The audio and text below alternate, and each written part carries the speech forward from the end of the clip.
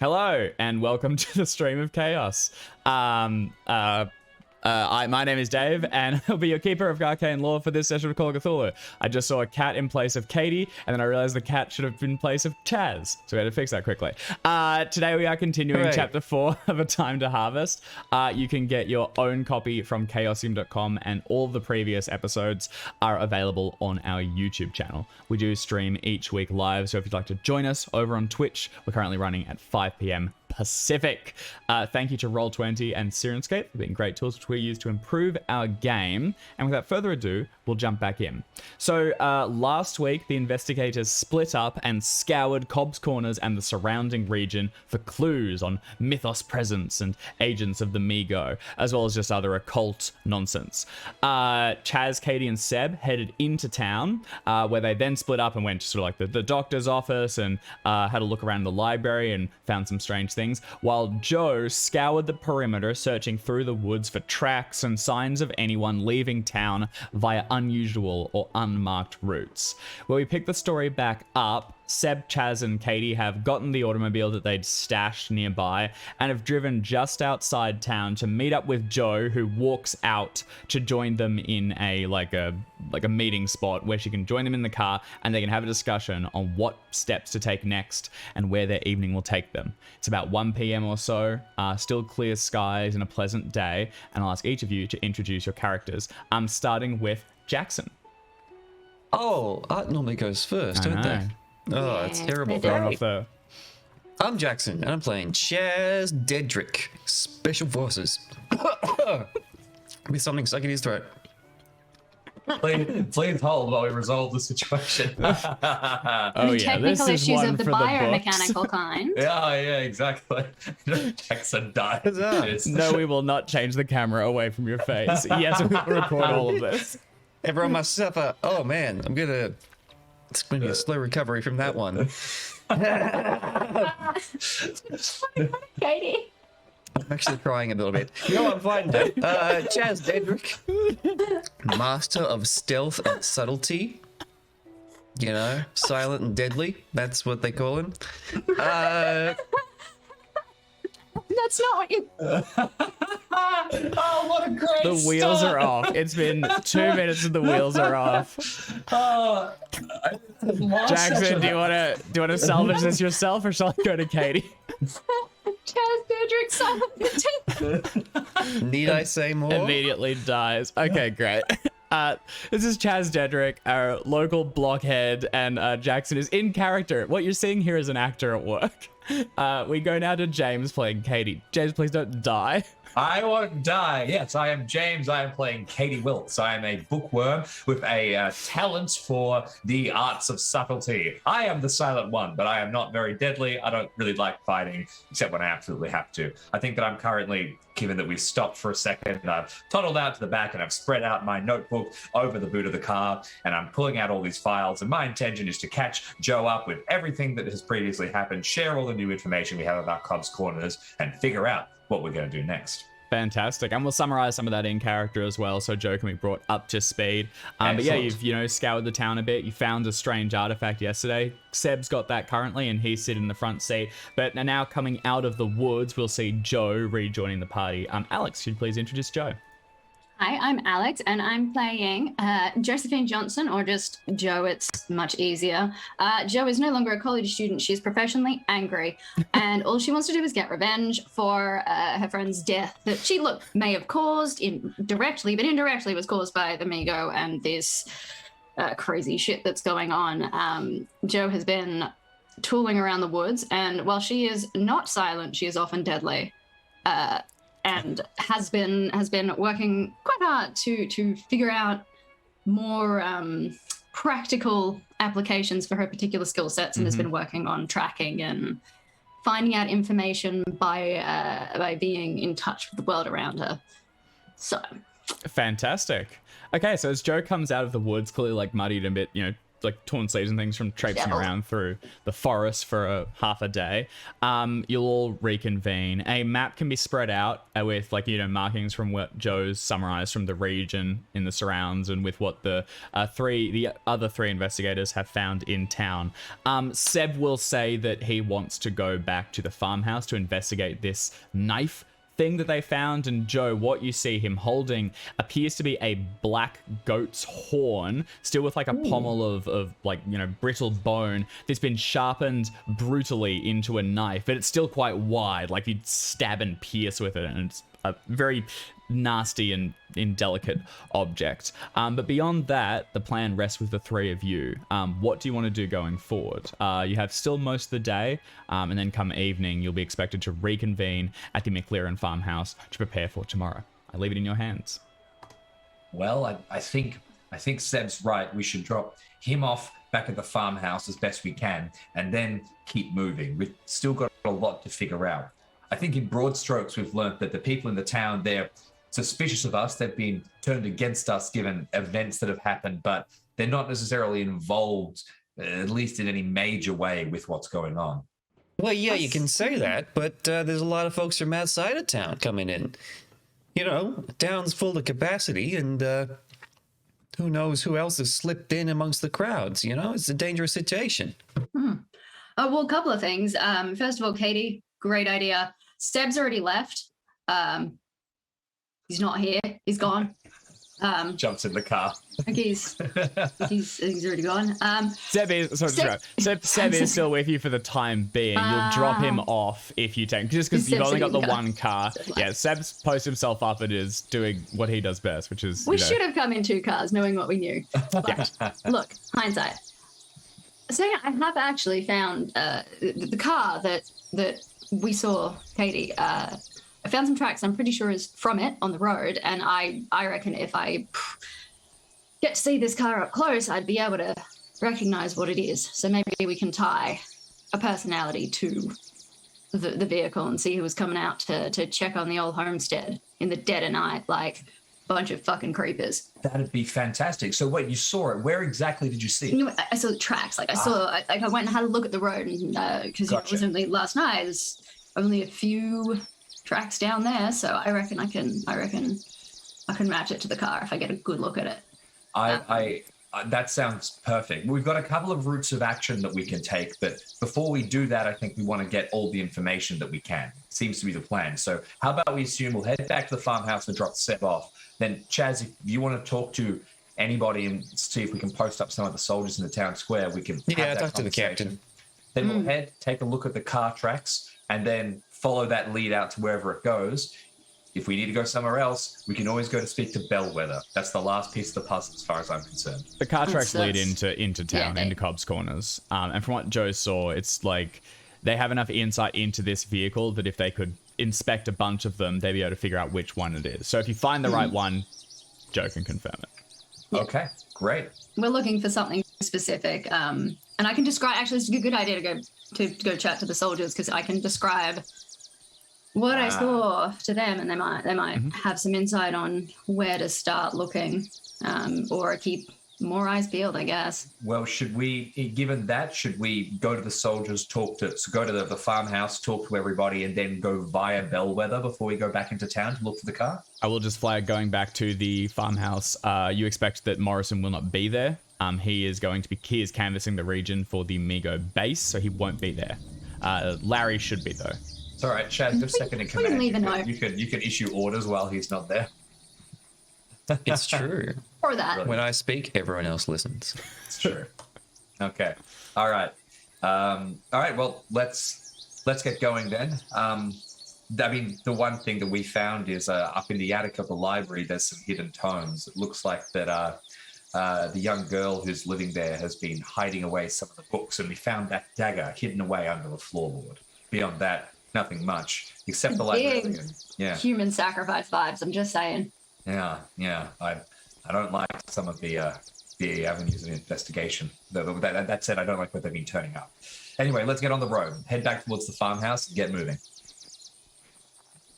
Okay. Yeah, we dive into the car and get on the move.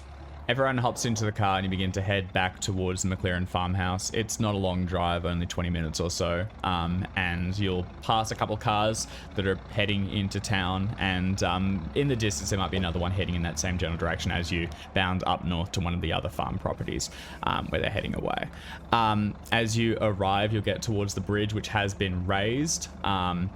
As no one's expecting to be crossing it at the moment, but it's daytime and it's no issue to like slide down the embankment and across the other side where it can be lowered by winch. You can pull the vehicle in, carefully picking your way through the traps that you know are laid around the perimeter.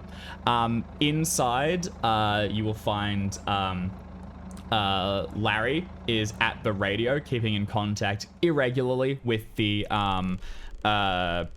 mercenary forces, just checking in every now and then or when they send through a question. But he's mostly working on creating the explosive devices with Dr. Matheson. They've got a number of like bundled charges off to one side, which they're working to time together so that they can rig them on a delay to explode. Currently they've got 4 of them like off to one side and they look to be fairly completed, and they're moving quickly. As you go past, Larry will say, you know, we're making good progress. All things, unless we hit a bump, we should be ready to go sometime this evening, really, if we want to move things forward. Beyond that, Professor Drake is downstairs meeting with Jason Trent and conducting further interviews, as Sam Morrison has taken a couple of soldiers and is scouring the northern mountain near Broken Hill, looking for entrances as quietly and sneakily as possible. Seb will immediately head away upstairs, taking some of the taking your notes and the horn to begin to study it. What do the 3 of you want to do? I can't help but remember way back when we began the campaign where Jason Trent and Katie had that little moment in the library. I wish I'd thought to pick up a book that I could throw at the possessed Trent's feet or something like that as a reference to, you know, what was, but yeah. Oh well. I think I nudge Chaz and say, all right, well, go on, we'll work your magic, I guess. Convince him. Good luck. All right, Larry. Attend hut. He walks over. He does not step to attention. He says, how can I help you, Chaz? Oh, yeah, it's fine. Yeah, look, so the town's filling up with people, right? There's a lot of people staying in any kind of nook and cranny they can. A lot of activity happening in the town square, right? This seems to be like some kind of event building. Now, in our experience, we've seen this tactic from the Migo before. They get a whole bunch of people together in one place. They put some juice to make you go crazy. And then when all the chaos happens, they're up to no good. I think they're playing the same play. That's what happened at your university, college, right? Exactly. So I think we got to get a couple of guys in the town square to keep an eye on things and make sure nothing goes wrong between now and then. Look, we can speak to Sam about this, but the guys we've got, they're not real blend in types. They're a bit rough around the edges. We had to canvas pretty far and wide to get people that were willing to do the job that we need them for, which is possibly going up against horrors. They're not necessarily aware of, you know, the full extent to what we know, but they can be a bit extreme. Planting a few in a small town, almost more likely to get us trouble. Well, yeah, it was a small town. It's not a small town anymore. They got people in from all the surrounds. There are some strangers at it. No one's gonna know every single face. I hear you. It's just big burly guys. They look like farmhands. It's just if they get into a bit of trouble. Well, tell them not to. Do you want me to radio them now? Do you want to speak to them? We can ask for volunteers, or we can hold this off until Captain Morrison gets back. No. He'd want me to go ahead. Yeah. Let's see what they say. Okay, I can patch you through. You can give that order yourself. He'll step over to the bank of radios and begin to plug them through. Katie? Yeah, it just in the one moment that we have, I presume that Joe and I are hanging nearby, hearing the justification that was given, I will kind of nip forward and nudge Chaz and say, you know, if someone told you not to get into trouble, you might have a bit of trouble doing that. So maybe these people, maybe these people are a bit like you, and they'll get into trouble even if we tell them not to. I don't mean that in a rude way. No, I think they'll follow orders. I think the captain's picked some good guys. Okay. And as far as being like me, ain't no one like me. Yeah, that's for sure. As you say that, Larry takes off the headset and passes it over to you, Chaz, and he says, "All right, we've got one of them on the line. You can go ahead and he's the fellow in charge over there, and by Hey. Brooks. You can talk to him." Brooks, was it? Hey, it's Chaz Dedrick here. How you doing? Over. Dedrick, this is Brooks. How can we help you? Over. Well, here's the thing. We got a game plan cooking up over here. We need a couple of volunteers. There's something happening in the town square. A lot of folks coming from out of town. They're putting together the festival. There's going to be a big crowd over there, and I don't think it's going to be safe for everyone.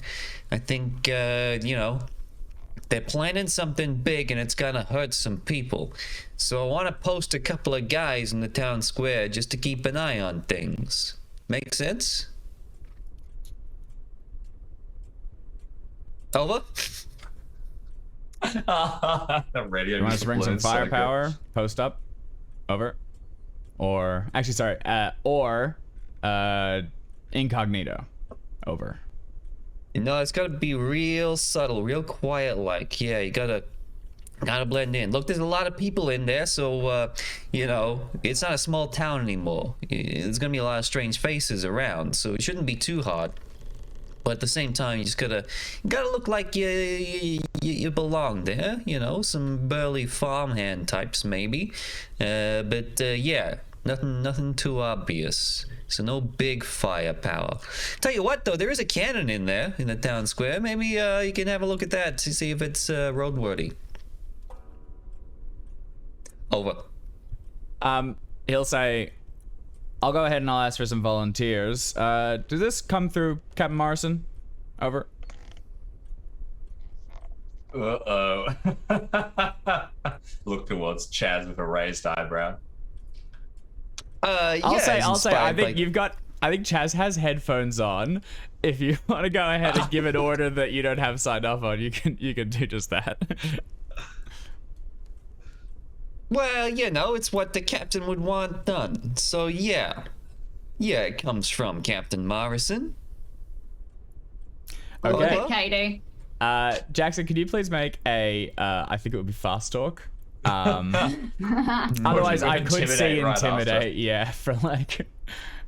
You really want to push me on this intimidate guy? 80, but that seems like a stretch. I would feel dirty. I agree. That. I think it would probably be hard for basically intimidating probably possibly even hard with a penalty dice, given you're intimidating them over a phone. Yeah, it feels like and a they're fast a talk. hardened mercenary kind of. Yeah, your intimidator is go. mostly just size and Being It's true. big. Here is how fast I can talk. Oh, fast enough. Okay. Oh my god. we're gonna get into so much trouble. Sorry, Art. Brooks will say, "All right, I'll ask for volunteers and we'll have them shipped in by nightfall. Let me know if you need anything else." Over. Nope, nothing for now. Over and out. Hell yeah. You put the headset down and confident that your plan is in motion. Wow, dude. Well, So I mean, that's how you get things done. I will say, out of character very briefly, we were convinced that something terrible was about to happen to the camp of soldiers hidden away, because there's no way you get a camp of soldiers to help you. So moving them into the town might be good, because that way, if something terrible happens to the We camp, can't lose we've them still all. got- Yeah. Just start dividing them eggs and around. baskets. Yeah, Eggs and exactly. baskets. Diversify your hardened mercenaries across several areas. Yeah. We've got a good mercenary portfolio. Exactly. You don't want to Right. be a slave to the whims of the market, especially if the market is the Migo market. Anyway, all right. Well, that's that. So, I mean, I'll bid farewell to Seb quickly. We'll nod and I suppose we'll organize if we're not back by. We'll aim to be back by evening, I suppose, and if we're not back, yeah. I don't want to spend the night out anywhere. No. Okay. Mm-mm. Well, I mean, it's not. I mean, what does it even matter? Because the worst stuff that's happened to us has mostly happened during the day. So I guess you're right. Well, Yeah, except for any weird cars driving around. that's true. well, we'll aim to be back by evening, and if we're not, then something's gone terribly wrong. And, you know, jump on the radio, I guess. We've got a flight or something. Either way, come look for us. Yeah, we'll need a hand. And then once we bid farewell to Seb, I suppose we gather together. We're going to get in the car and head towards Bellweather, try and get the information that we think she has. Okay. I'm gonna quickly just write a note to the soldiers about kind of how to identify if you come across vehicles. This is how I think you would identify the one that crept up on us. I'm going to say that it looks like they had maybe they had a nail in the tire that they hadn't recognized, and it was making the treads a bit uneven, and you could see the imprint of it. 100%. You also, from what you studied, it's not a massive vehicle. It'll be like a small automobile. Really not designed to go too far off the roads. Maybe probably just running around cops runners or into town or into one of the larger cities. You can pass that to Larry, and he'll begin to radio across the specifics and have them confirm when they understand everything, and they'll be on the lookout for that as well. Or it's got one tire that's different than the others or something. Yeah. Perfect. All right. The three of you head back to the small car, drive across the bridge and raise it behind you, and then begin to head puttering down towards Bellweather's. She lives quite a ways out of town. You have to go through like winding off roads to get to her, and by the time you're beginning to get close, the trees here are even darker and older as you're in the shadow of the hill. She has a small property with a tiny cottage in the distance, and before it is a large fence, slightly broken down, with a gate in front of it. Just as you arrive, a couple of clouds begin to gather in the sky, and they obfuscate the sun at its highest, casting just a little bit of shadow across the ground. You get to the gate, and from here you'll need to raise it up and head further in, deciding where you want to park and where you want to leave the car. Okay. Well, if anyone's going to be a Migo agent in this town, the creepy old woman living out in the woods is a pretty good guess. Do we want one of us to stay mobile? Maybe stay outside in view of the car? I guess we just park it by the gate, right? Yeah. I mean, she's either going to be an agent or the best friend we'll have in this village. I suppose so. I reckon we go in honest. Yeah. Yeah. I'm happy to stay by the car with the guns. That's not a bad idea because we don't want to walk in there with guns, but we also don't want to be too far away from a gun. I reckon either you or Joe should stay out by the car. I can stay out, but I don't think I'll achieve much if anything goes wrong. No, Paper, no, scissors, I'm good. rock. No, I'm Yeah? good to do it. I'll do it. Alright, you're not getting my sword off though. That is staying with me. Yeah, it's fine. You can hide that. I'm going for the big ones. serious business. Oh yeah. All right. Okay, Joe. Let's head inside then, I guess. You know, like make sure my camping jacket is like hiding the thorn off properly, and yeah. Is there? Last time we came to Bellweather, we had we were bringing like shopping and stuff like that. Mm-hmm. Is there anything in the car that like I don't know? So like we have milk or eggs with us or anything like that? I don't think I only had this idea now, so I don't think I thought to bring anything. Not this one, although I mean, yeah, not typically. The last time he came out was via Kana's goods. Right, When you were yeah. doing run. It was also the last time that came was Chaz and Seb that came. Katie, you've not met with Agnes, nor has Joe. Yeah, Oh, that's true. We didn't You're think of that. absolutely right. Yeah. I've got some So that's- jerky. That's not bad. It's a fistful of dried meat. Yeah, I mean, genuinely, can we like put together a couple of things in like a little bag or something to give to her? Some instant coffee and Yeah. jerky and Rations from the car. Yeah, making it'd probably mostly be Luck. okay. Well, Who's we got can both do it, right? Because we're both looking in the car. Or... one of which one's I got will the look in lower my luck I would roll? look in my many pockets. Okay, so Not the car. each make a luck roll, but it's factory like Joe is just rooting around through random pockets of crap, and Katie, you're just like looking into like the glove box to see if there's Okay. any like wet There's a wipes. chocolate bar, and there's There's nothing. There's some lint. Do you think she likes lint? Yeah, you're pretty sure God. whoever you rented the car from last time didn't clean it fully. So like you find some, loose coins and things at the bottom and just some grime and crap. I've got some jacket. Oh no, Dayton. This is- Uh, I do not know how long this has been in here. At least we don't find like a bunch of yogurt or like good food that like is lying on the footwell next to where Chaz sits. It's like There's like one sad apple, and Joe like looks and she's like, I can't give this to her. That's just sad, and we'll just start eating it. Okay, all right. You let's don't get have inside. to. She's not a dog. You don't have to bring her food. I don't know. Yeah, you're probably right. Let's get inside. Okay. Chaz leaves the car on one side of the gate. You can pull it around for a quick getaway as needed, and then hops out to stand leaning on the edge and surveying the cottage. From here, you can easily see the front door, and you can see anyone coming up the road, but the woods behind the cottage are hard to make out from back here, and you can't really get an eye line on anyone possibly coming from the back out of the trees towards the cabin. Joe and Katie step over the gate and begin to make your way up and towards the house. Just before we step inside, I'll do a little like to Chaz, like keep an eye on us before turning back and knocking at the door. Okay. As you head up to the cottage, it's this small, low building, single story with a thatched roof. There's a little veranda that goes around the outside, and you can see there's a small herb garden off behind it. The herb garden looks like it's been almost like trampled, with like boots going back and forth across it, and what leaves are still green or like pushed down into the mud. All around the veranda there are a number of like pieces of knotted rope, thick, like almost like sailor's line, that's been knotted into bulky formations and hang, kind of swinging a little bit in the breeze. A couple of them have bells tied into them, so as you get close, they sort of tinkle a little bit back and forth. You can also see dried bundles of herbs which are hanged across different things. In particular, they seem to be focused around entranceways and things like the door, windows, things like that. As you get close, you can hear movement from inside, someone shuffling about, and you also see a black cat winding its way along the porch, weaving between the furniture, and looking up at you with big yellow eyes. Pat the cat.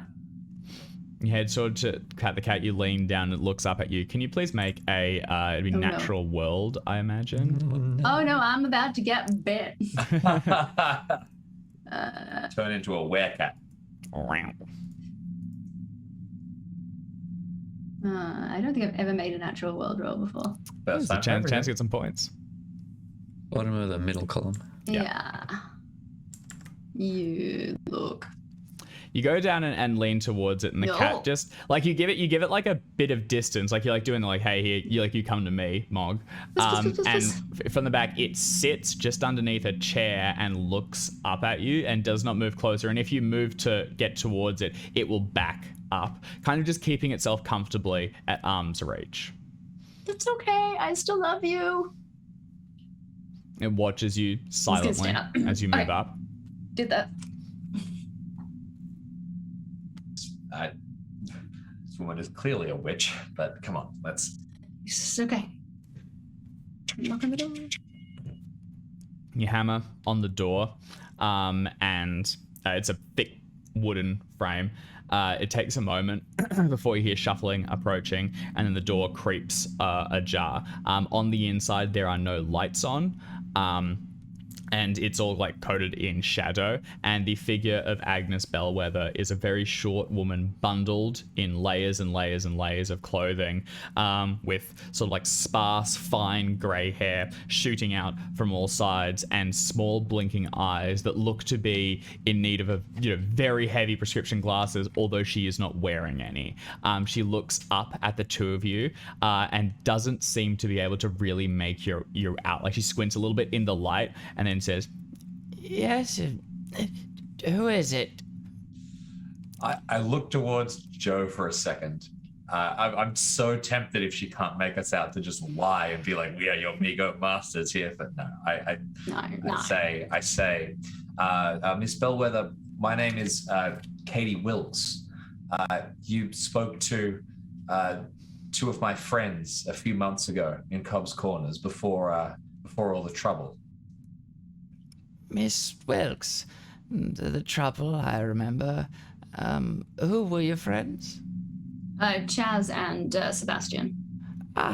Those nice younger men. They brought me some of the things from Fred and Christine. You don't have my groceries, do you? No, but we can go get them for you if you like. Oh, no, I wouldn't wish to be a bother. I haven't been in town for some time. Oh. And they were to bring them to me I expect them today or maybe tomorrow. Oh, well, we've got time. We can after we have a quick chat, we can do an errand for you. That's not a worry. Today's better than tomorrow. Oh, listen, I wouldn't want to push you to any action. I'm just only asking. How can I help you? Well, we were actually hoping to ask you a question or two, benefit from your knowledge about this town. Could we come inside just for a moment or two? You can, but step carefully. There's some things spilled on the floor. There's a light over on your left. You should be able to coax the lantern back to flame. As you step inside, there's like an old gas lantern. It should be oil, sorry. And you like strike a match and light it and begin to fill the little room with light. You can see that there's been like salt run along the floor on the inside, and it does not look as though it's been spilled. It looks as though it's been very carefully laid where it is. At each of the windows, there are candles which have burnt down to stumps. And you can see back in the kitchen, there is a like wooden box half open with a like what looks like 3 or 4 fresh full-length candles still inside it. And just nearby, there's a chopping board where she's cutting them smaller so that they can be used regularly. It's a single room, quite small, with a comfortable chair towards one back that is like aging, not particularly gracefully. There's a little kitchen, a bed to sleep in, and a small bookshelf fallen apart with some books that don't look as though they've been touched in some time. She begins to make her way towards the chair. Can I do a quick scan of those books and see if I recognize any of them from the various tomes that we have been prioritizing over our time searching into the Sure. Migo? So you head over towards the books and look through them. Yeah, I just start scanning titles. Yep. Joe? I'm going to continue talking to her, noting that Katie's doing this. I didn't introduce myself. By the way, I'm Joe, another college friend of those lovely young men. Pleased to meet you. I'm Agnus Bellweather. I've lived in this town for some time, served it as medicus, and now as simply resident. That's great. You seem to be having a little bit of trouble with your eyes. Is there anything you need doing around the house that you've been struggling with? I do hate to see an older lady struggling. Reminds me of my own family. Listen, if you could, there's some things that must be moved, but be careful where you place anything. Everything's been quite carefully arranged. She will begin to direct you, and so as you're continuing to talk, she'll have you raise things and head them towards the back, and just move stuff around. Jim, can you please give me a library use roll as you have a flick through the books? Absolutely, I can. Slight talent of Katie's. All right, library use check. Hard success. Nice. You will find some similar topics, but it does not look as though it's a comprehensive and identical collection. It's focused on the occult. It's definitely like a lot of supposed alchemy, studies of roots and different herbs and their, more powerful and potent abilities, as well as histories of, the old craft and things like that. She seems to be aware of you. Like, she's aware of you moving there. She has some vision still in the light. She doesn't stop you from going through them. Although if you move to study them anyone closely or move away from the shelf with it, do just flag that. No, I'm not intending to do so. As this is happening, outside, Chaz, what are you doing? Are you just posting up and watching? You've seen them go inside, and then from here, it's fairly quiet. I'm not sure if we've established as I untangle my headphone cable, but I'm not sure if we've established what guns are in the car. I better have a look see. Yeah, so you head towards the back and open the trunk. There's the sawn-off shotgun which Josephine's carrying, and I believe one of you or both of you were carrying a holstered pistol as well underneath your jacket. You could have been if you wanted to. I think you had a holstered pistol and a kosh.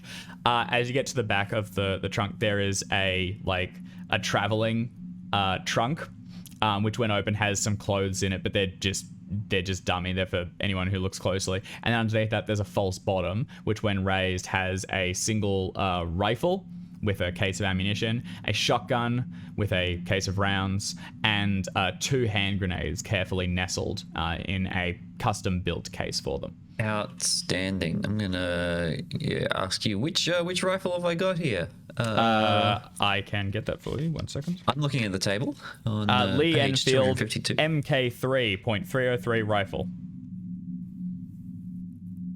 Lee Enfield 303 Yeah. rifle. Excellent. And the shotgun? It's the 12 gauge pump. 12 gauge pump. What's my pistol? Colt model 1917.45 revolver. 1917. And these hand grenades on here? They should be called hand grenade.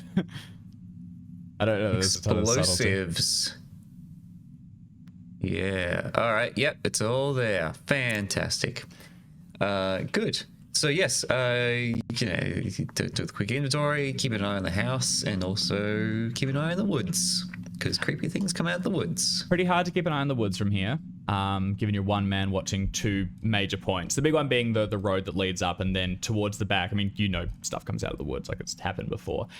Do you want to be patrolling regularly, like moving around the outside, or are you... that's a good idea. If I've established that nothing bad is happening inside the house, I'll turn my attention outside. Okay. Would you like to try and move quietly and sneakily, or are you just doing the rounds? I might as well try, and if I fail, then it's all good. Okay. Right. Could you please make a stealth roll, please? No. Okay. All right. Noted. You begin to make your way out from the car, heading around the outside of the gate, and then hop into the property and walk around the darker side near the forests moving beneath the trees. And we will leave Chaz there as he makes his circuit. Don't leave Chaz there. Leave Chaz there. Back inside. He's silent, but is he deadly? What do you guys want to silent. talk about? He's not silent. He might be deadly. So I have an angle I'd like to push after Joe finishes moving some things around, or while it's like that's as it's happening. This is as you're talking. Yeah. You're flipping through the books and the conversation's taking place. I would like to start talking about the occult. I've actually got a pretty good occult skill, and I was thinking that Katie starts to try to lead. Functionally, I want to know what Bellweather knows, and I'd like to do so by starting to, I see that you're reading about, the alchemical uses of herbs. Well, I actually have an interest in that myself. What do you think about this? And start to slowly move the conversation from herbs to, rituals, to harvest rituals, to what do you know about what's going on here in town right now? Okay. And that sounds like a social role. I don't know if I can justify. Maybe if I succeed in a cult check, you'd let me use fast talk for that, for like pulling the conversation in a direction. I don't know. This still reads charm to me, but what I would say is it's make the occult roll first, and this might get you up on a basis. This could give you a bonus dice if you ask anything further or so on. The thing is also you can talk without necessarily needing to make the roll. It's only if you're going to be pushing for information that she might not want to give you. Yeah, sure thing. All right, occult roll coming up. That's an extreme success. Okay. Yeah, 100%. Several things then. First of all, there's a number of wards that she's placed around the perimeter, as you may have guessed. And with your occult knowledge, you can kind of confirm those. These are rudimentary, they're basic, and they are supposed to dismiss or banish spirits, is the idea. They are all around the exterior and interior, and they read as It's like beginning to build up like multiple barriers of protection, but every barrier you have is thin tissue paper. Like she's doing what she can, but you get the sense that she just doesn't have the firepower for it. Like she's just putting them up. And although she's cautious of them, she does seem kind of like resigned to these might not work. Beyond that also, you'll notice that she does seem to have some very rudimentary connection with the mythos, like adjacent. She's probably not necessarily aware that that's what it is, but it runs in similar circles, and she's probably had brush-ins with before. You recognize that, you know, she's definitely got an opened mind and is aware of the greater world. Finally, you will see that she has a bowl. It'll be something she might ask Joe to move, actually. It's a very heavy ceramic bowl with like old, like rough cut carvings along the sides. They don't seem to be showing anything specific, more just being marks. But the inside has been polished to a mirror, like you get with old stone, and it's filled with a very low and shallow pool of cool water in the center of it. As she has you move it from one section to another, Katie, you believe that this might be used to divine portents of some kind. That's You got some really cool stuff here, lady.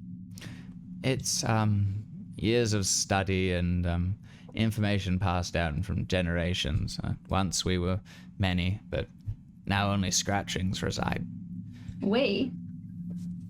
There are others who had similar interests. You'll forgive me if I don't dwell on it. These things are in the past, and many do not look kindly on those that pursue the old crafts. Oh, we find it pretty interesting, and I don't know, maybe Katie can explain it a bit better than I can, but I'm not necessarily sure it's all in the past. Yeah, I mean, some of the stuff you've got around the outside of the house here doesn't look like the past. And then if you'll let me, Dave, I'll go, speaking of which, I'd touch up your, recumbent seal there. It's lacking and I'll start to go over and adjust. I won't actually adjust it. I'll point out how she needs to alter one of her wards to complete the circuit or whatever. I don't know. Yeah, you like would have studied some in the previous, or even maybe like looking over the books, you're able to assist her in it. Yeah, 100%. She will head over and begin to drizzle a thin line of salt along it.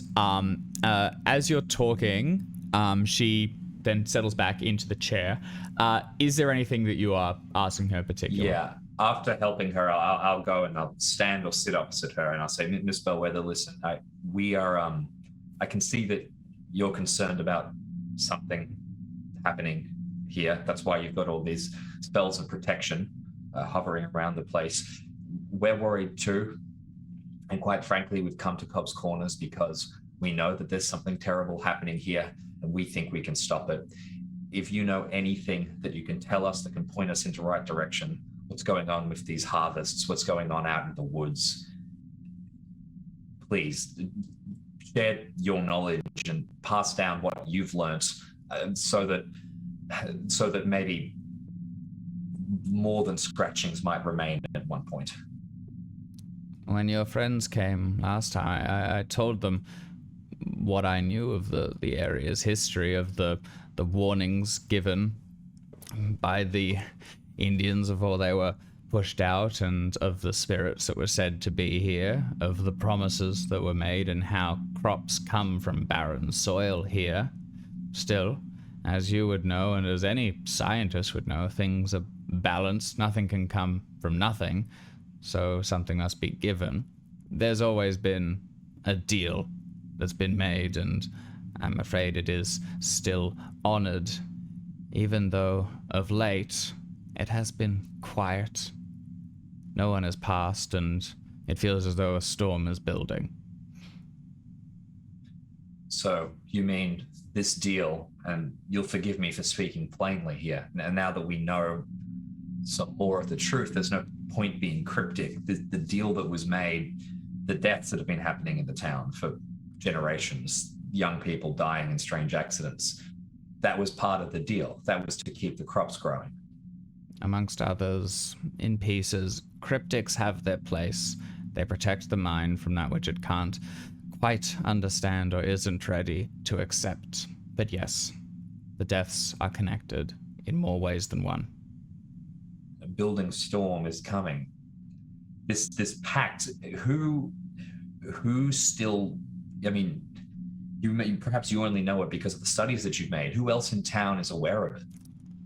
Everyone's aware in some way of the paradise they live in here, but I do not know which honor the pact itself. But they were here, I believe, in the last few days. My herbs have been trampled, and I've sensed things moving out in the woods, heard them stomping in the darkness. They are gathering somewhere out there. I do not know why, but they are around me in particular. Around you in particular? You mean they're targeting you? I do not know, but they have been here several times. I dare not leave the cabin anymore, even to go into town. I don't know if they seek me or my home or something on my property, but I won't leave here until this is done. Oh. Miss Bellweather, can we search your property? Can we try and find exactly what they were looking for? At this point, I would need a charm roll.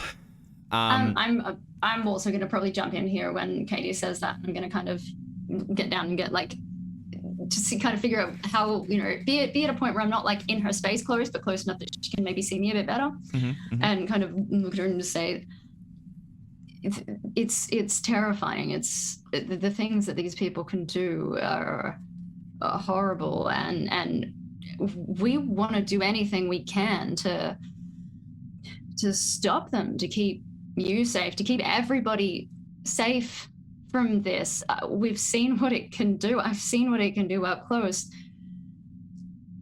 We can help you. We can protect you, and we will. But if we can have a look around and see what they're looking for, anything you need, we want to help you. We want to work with you. And I would make a persuade rather than a charm. Okay. Yeah, I dig it. You coming to him like, saying, hey, we are able to help you, and this is the reason why. What I would say we is... got guns, lady. The last thing I would say is, why should she trust you over anyone else, any other, shadow that may have been whispering promises to her of protection? How do you like connect with her on that? I think Miss Bellweather, I had to shoot my best friend in the face, what was left of his face, after these people got their hands on him. I couldn't do anything to stop them from taking him apart and putting him back together again and breaking his mind open. I couldn't stop it. I want to stop them from doing anything like that to anybody else. And if they can use you to do that, or use something on your property to do that, then I'd do anything to stop them. Awesome. Can you please make a persuasion roll? Can take I a be bonus applying a bonus for between Katie's assistance and the connection on occult earlier. Very nice. That's a hard. That's hard. That's a hard. 4 points off an extreme. The hard'll do. As you're talking, you will see she nods a couple times, and then she reaches out a hand, dried and nails a little bit cracked, to pinch your cheek slightly, and she says, "Oh, child, it's so unfortunate everything you've seen and what you will see. That was the drop before the storm." Then her nails pinch way harder. There is a drop of blood that rolls down the crack. And Joe, can you please make a power roll for me? Yeah. Oh, Okay. no. Damn it, witch. I'm gonna burn some of that shit, because I'm gonna burn some luck, because fuck all of this. Okay. All right. Oh, what is it? 6 plus 4. Okay. 16. Oof. Yeah. That's a big hit. Whatever. It's a big Drive hit. it like you stole it. I'm just back down to very nearly what I was last session. It's fine. Okay. All right. For a moment, your vision flashes, and then you are standing atop a hill looking down at an older settlement town. There is a tree twisted up near you, and hanging from it is a noose with a woman in a sort of white dress speckled with mud and blood, and she looks out at you and she says, "Trust no man," and this time it has the face of Agnus Bellweather, and then it snaps and you're back. You're able to like step away, startled from it. You okay? Bellweather withdraws, and as you step back, Katie, you will see her take the nail with a little bit of blood on it and just touch it to her tongue. I'm gonna put a hand on my freaking revolver hilt and then look between these two and wait for instruction. And she says again, "I am sorry. I only had wish to know." you'd asked. You could have asked. But I didn't. Yeah. If you want to inspect my territory, you can. She raises her hands in a small symbol, and she says, "I know one of you already is looking." Ah. Okay. Oh. Well, We should go find Chaz. we should go find him. It's Chaz. You met Chaz. She nods and says, "He was good. He was nice." He's lovely. Let's get the hell out of here. She settles back a little bit, and occasionally you can see her tongue flash across her, somewhat rotten and older teeth, and That's fine. still kind of like almost chewing on the small drop of blood that was taken. Ugh. That's fine. That's fine. That's good. That's fine. Chaz, you're not far from here at this point. You're moving around through the backwoods. Can you give me a what are you looking for? Are you just there so that if anything comes, you're aware of it? Are you looking for signs of passage in the past? You'll quickly see the trampled herb garden, and like clear boot prints go from there towards the woods. I was more looking for anything that's sneaking up on me. Looking out toward the woods. More so than keeping my eyes on the ground on the property. Yeah. Okay. In that case, So I will stumble blindly into anything that you would like to put in my path. Perfect. All right, in that case, you're just moving along, like patrolling the outside. Again, this whole region is quiet. There's very few animals beyond those that man has brought with them. So the whole place is sort of like an eerie silence. You'll hear from inside the sort of like the sharp, like brief cry as Joe darts backwards. And then the three of you can reconvene or do as you see fit. I think I've got like a little plaster in my my first aid kit, and I keep trying to put it onto your cheek, Joe. Just leave it. And Joe's just okay. gonna take it and like slap it on herself. All right. Well, I mean, it's interesting that they're targeting Agnes, I guess, and it's interesting that. Are you Anyway. stepping outside? Yeah. Yeah. Okay. All right. I saw a woman with Agnes's face hanging from a tree telling me to trust no man. I saw that like I was there, but like I was above and I hate the occult. Joe, just let me tell you, trust no wizards, except Seb. Oh, fuck. All right. So you're all Let's go find gathered Chaz. just outside. The three of you can head outside, and you see Chaz just moving along the outside, not hiding particularly well. We'll You rejoin can him. gather just near the trampled herb garden and share information or make next steps. Can I see if the cat was watching Chaz? Oh yeah, 100%. The cat would have been I just knew it. around the side and peering across. Yeah. All right.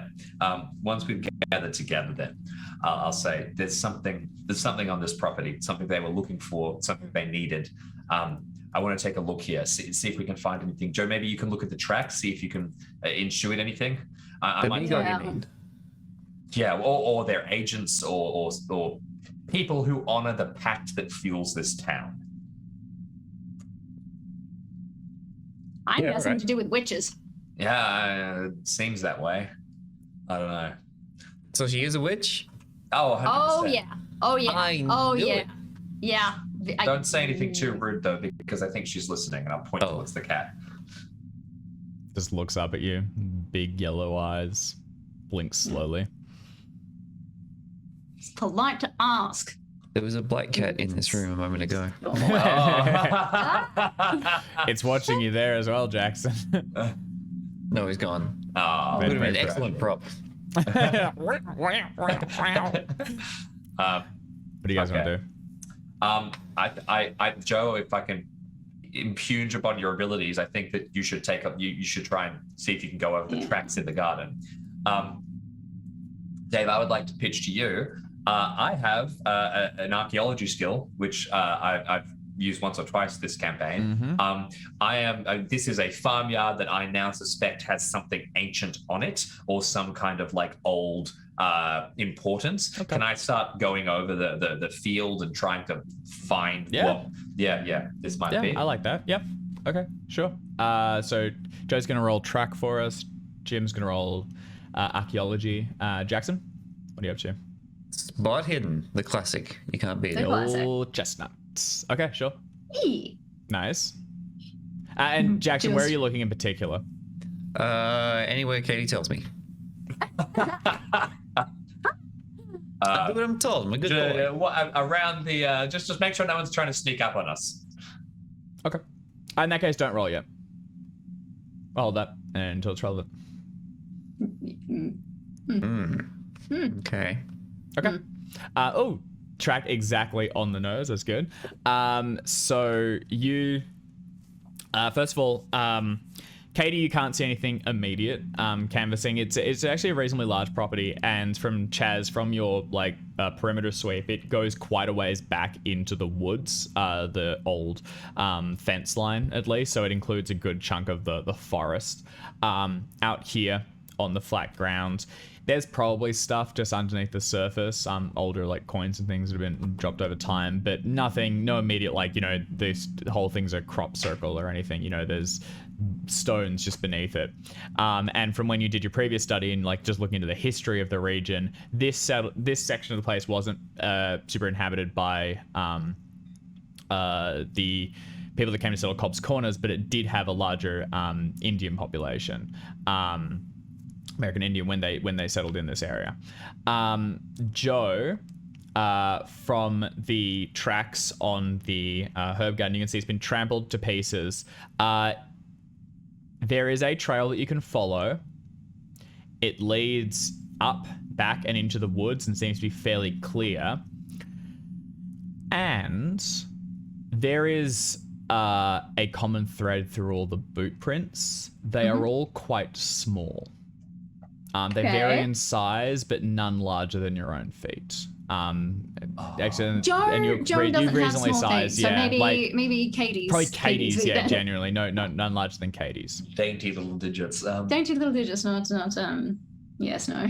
If this is some kind of awful Pied Piper situation for a bunch of scary kids moving Children, around. oh man. Yeah. They look like they could be, children or adolescent size. Yeah, right. Sweet, great, wonderful, awesome. Let's follow that damn trail and let's bring some firepower. Not because there are kids. Not because of the kids. Not because the kids. Just well, kind of because there's something dodgy going on, and not to shoot the kids. For the with. kids. Not for the kids. Do you want to go back and grab a couple of the weapons? Yeah, let's do that. I'm gonna stay here, and because I've already got my shotgun. What's that about shooting kids? Nothing. All right. Don't move. Okay, we found some tracks. We're gonna follow them in. Let's And shoot them. Yeah, ideally not. Oh, okay. So do you guys want to grab some of the weapons? Yeah, I think so. I'm gonna stay What do you want? where I am. Tell me what you're doing.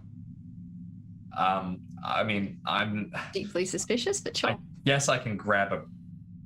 I just spent the last 10 minutes typing all of the weapon stats into champion. a character sheet from the book. Now you're So ready now to I roll have anything as necessary. everything. I feel a bit bad leaving weapons in the car at this stage, and there's not a ton. There's a shotgun. That a rifle, witch has and a 2 grenades. grenade. Yeah, exactly. So Oh, the cat's gonna get the grenades.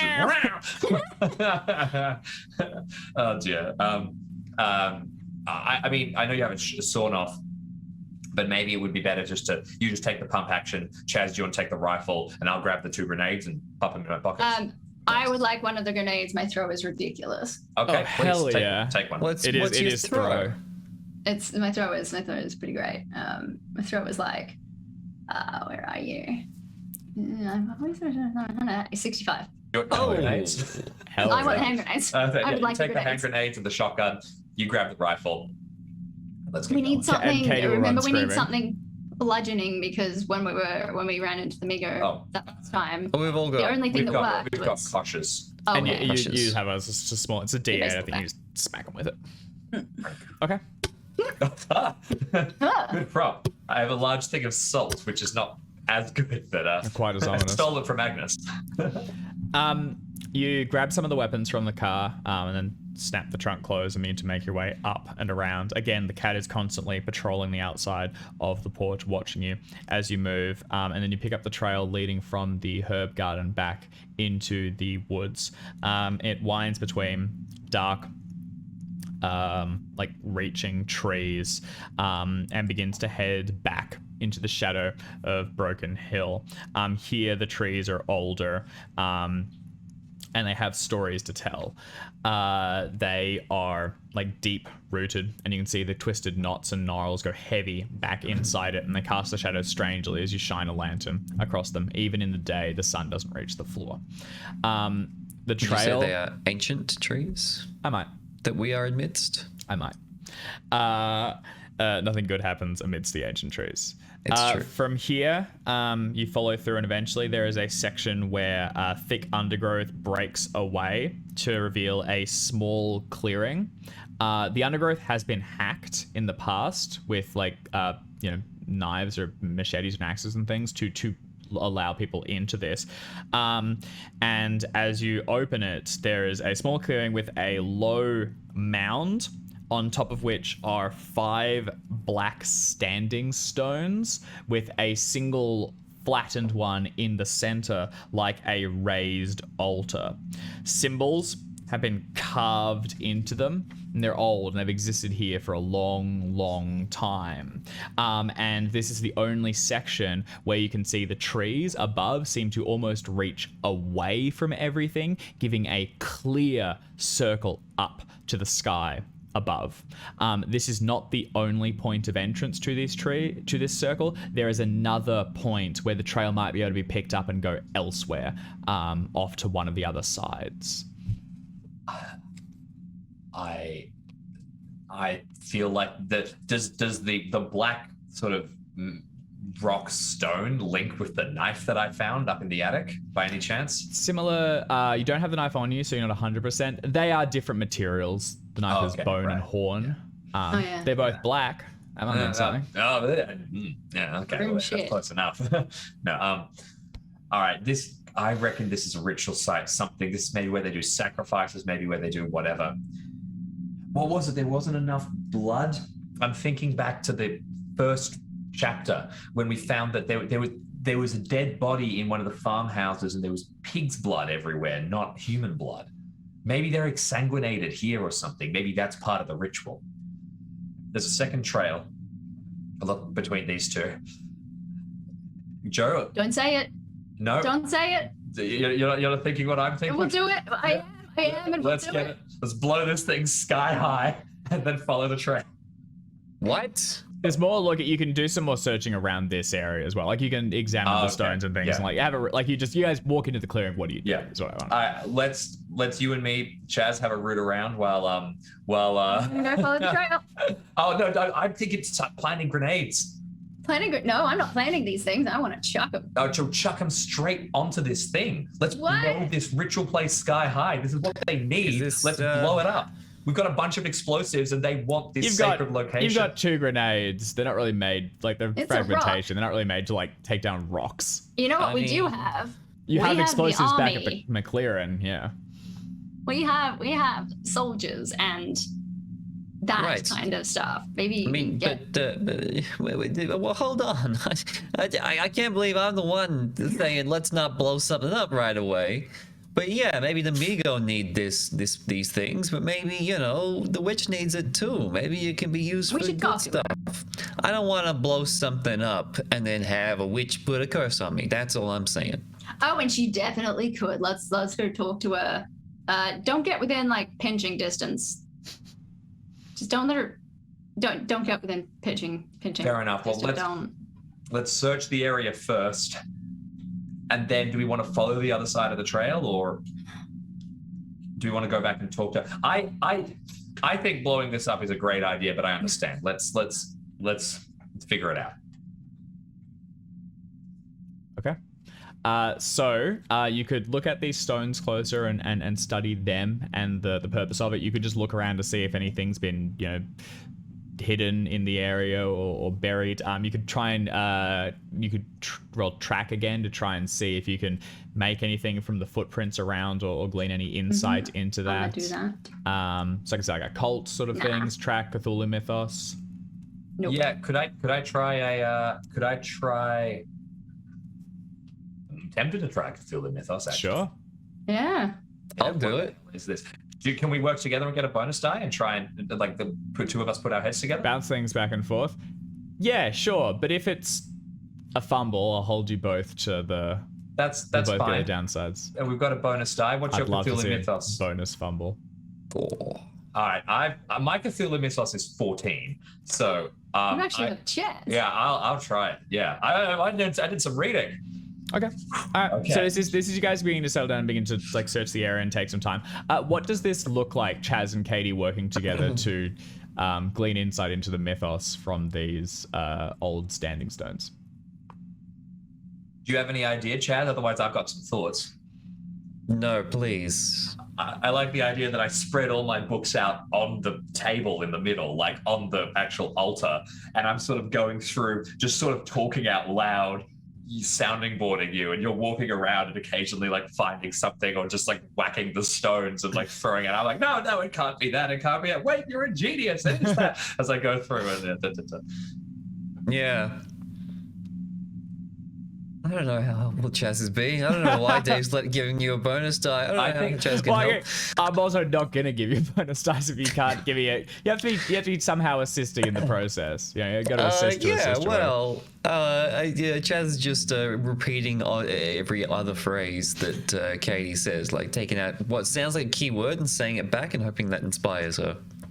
from my perspective, it's genuinely just a sounding board kind of thing, and also a confidence kind of thing. I don't think that Katie would be willing to do it without sort of, this stuff is so foreign and scary that without somebody to validate her beliefs. Look, Chaz knows what some of the words mean, so he can repeat the words and he can also put them in new combinations. And maybe Chaz is like being able to hold stuff and like stop Katie from going off on too much of a tangent and being like, no, you didn't finish your thought about this thing. And you're actually doing the thing. examination of the thing, I reckon, while I'm just reading and like trying to go through and of course, and I'm telling you what I'm seeing. Yeah.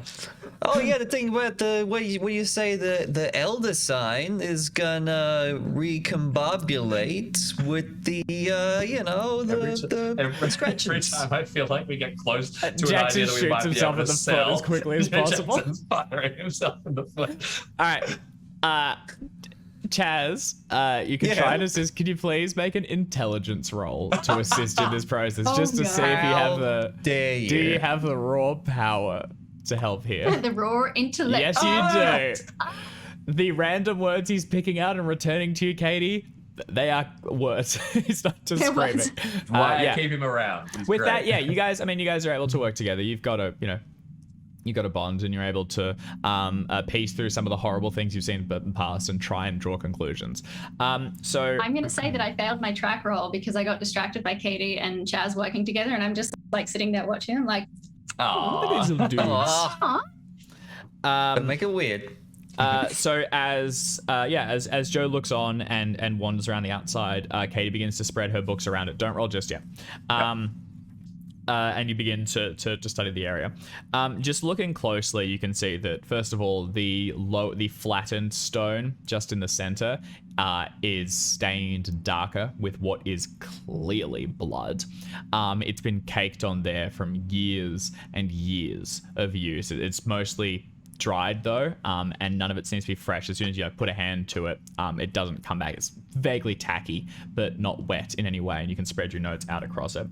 As you begin to move around, Chaz, you'll see like some of like the scratched markings on things, and when one seems kind of like, you look over Katie's shoulder and one looks kind of similar to something you might have seen before, you'll like call it out and try and piece things together. As Joe, you wander around the perimeter and you can see that there are a number of footprints all around the outside and like on the interior near the mounds. Most seem to be that same smaller shape, but there does seem to be something more here, some larger ones, but they've been muddied with people coming and going. If you have a way, you could try and push this roll. Otherwise, it definitely seems that there's the smaller footprints here and then also coming from that other direction. What would be the consequence in this case of a failed push? You would probably need to justify how you're pushing it to me. I think I'm probably going to push it by... Time is the gimme. We stay here until night falls. Okay, no, I won't. That's the most obvious to me, at least. Otherwise, if you have another way you can think of doing it. In the meantime, first we'll do the Cthulhu Mythos one, then we can come back to that and see if you want to push it. So, Katie, go ahead and make a Cthulhu Mythos roll with a bonus dice. I will say it's still 14, so let's not get our hopes up. That's a success. without even needing a bonus Holy dice. shit. You can push it to hard with like a even- couple of points. Like a couple of points. Make Dude, it I'll push it to extreme with 7. Bloody hell. Let's get this. You only Bonus get die won't even help. so often. Yeah, the bonus die would have succeeded as well. Well, would have been wonderful as well. Yeah. So I'll tell you what, David, take 7 points of luck. I want this. I want this for you. That's an extreme success. Huh. We found the weird Maybe not ritual prepared for spot. this. We found the let's weird do it. ritual spot, Let's go. and I would like to know everything about it, please. We found the one thing that breaks the scenario. You settled down for a while. This is, going back over notes that you've gathered and beginning to piece things together from threads that have been left dangling in the past, or maybe like connections that you'd never quite made. Joe, you're doing the circles, and eventually you kind of just join over and you're talking with the others as well as begin to craft theories. First Yeah, I of am all, pushing that shit. you have an occult background, Katie, and this seems to be tied to representations of an agricultural fertility deity. The idea being an exchange of life and blood for lasting perseverance and fertility. Seems to be completely in line with what Miss Bellweather was suggesting, some sort of regular ritual that will grant the land unnatural fertility. Fecundance, I think, is the word for that, actually. Fecundance, yeah. You can also see with that extreme that this happens regularly. It happens throughout the year. There's not like a day on which it is done. It happens regularly throughout the year. They would come and they would sacrifice, and it does not necessarily need to be at this altar. It seems to just be a general giving. However, this altar has been used a lot. You can also see so that's just on the occult thread.